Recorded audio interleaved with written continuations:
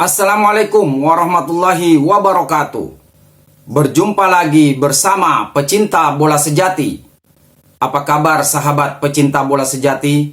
Semoga hari ini kita selalu dalam keadaan sehat walafiat. Hari ini saya akan membagikan video Van Bronckhorst dan Alex Ferguson komentari peluang tim nasional Indonesia lolos Piala Dunia 2026. Untuk mengikuti informasinya lebih lanjut, mari kita simak videonya bersama-sama. Perjalanan timnas Indonesia menuju Piala Dunia 2026 memang cukup terjal.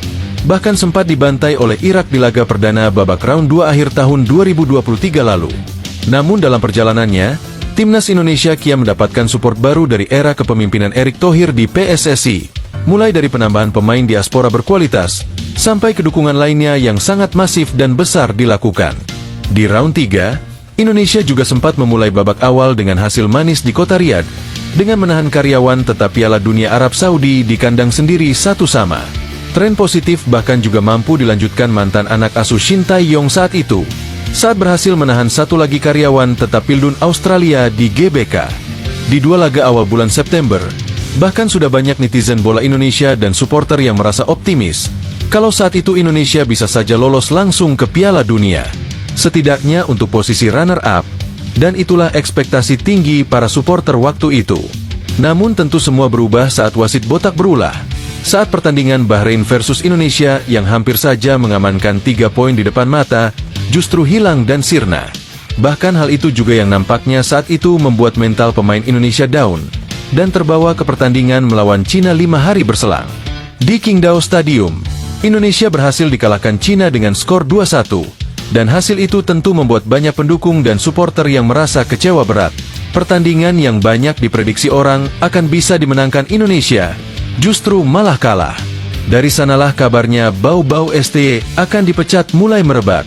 Namun yang jelas saat ini, tren Indonesia sedang bagus di putaran ketiga babak kualifikasi. Meskipun PSSI secara mendadak mengganti ST kemarin, namun masih banyak orang yang optimis kalau Indonesia bisa berada di Piala Dunia 2026. Yang menarik saat ini adalah, saat beberapa mantan pemain top Belanda yang kini sudah melatih, mulai mendukung kebijakan PSSI dan rencana besar Indonesia ke Piala Dunia 2026. Meskipun banyak orang yang sadar dan bahkan tahu, kalau mimpi ke Piala Dunia bahkan belum terbesit sedikitpun sejak 3 tahun lalu. Namun saat ini mimpi itu sudah ada di depan mata. Indonesia hanya perlu mengambil 1 poin di Sydney, Australia, lalu berhasil menang 2 kali di kandang lawan Bahrain dan Cina, dan syukur-syukur bisa menahan Jepang di kandang mereka sendiri di laga terakhir.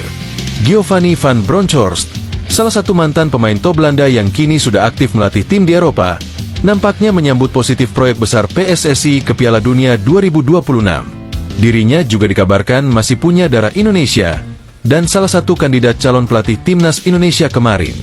Giovanni menyebut, kalau Indonesia benar-benar melakukan pekerjaan luar biasa di sini, mencari tantangan besar dengan mendatangkan pemain berdarah Indonesia Belanda.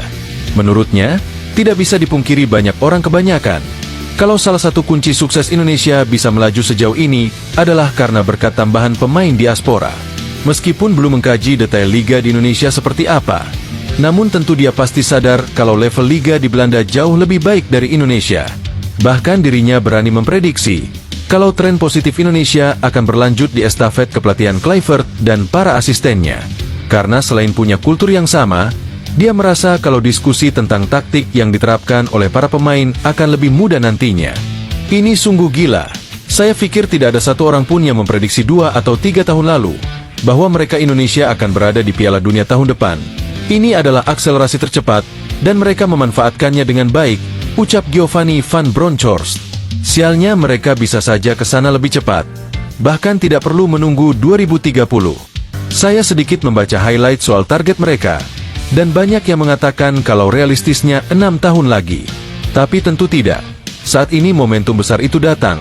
Kerja keras mereka akan berbuah hasil manis jika melewati 4 laga terakhir dengan baik, tutupnya. Sampai dikomentari pelatih legend Manchester United, dulu sebut tidak begitu familiar dengan nama Indonesia.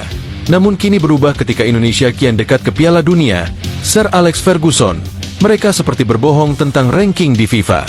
Kiprah timnas Indonesia di babak ketiga kualifikasi Piala Dunia nampaknya tidak hanya disorot oleh media nasional saja, bahkan sudah merebak ke penjuru dunia. Bagaimana tidak, Indonesia memang salah satu negara di ASEAN, yang bahkan di ranking FIFA saja belum tembus 100 besar, tapi sudah punya peluang besar berada di Piala Dunia. Terakhir negara yang lolos Piala Dunia dengan ranking FIFA di atas 100 adalah Korea Utara pada tahun 2010 lalu. Hal itu tentu membuktikan bahwa peringkat di FIFA tidak menjamin untuk sebuah tim tampil solid, namun ada faktor luck dan persiapan matang sebelumnya.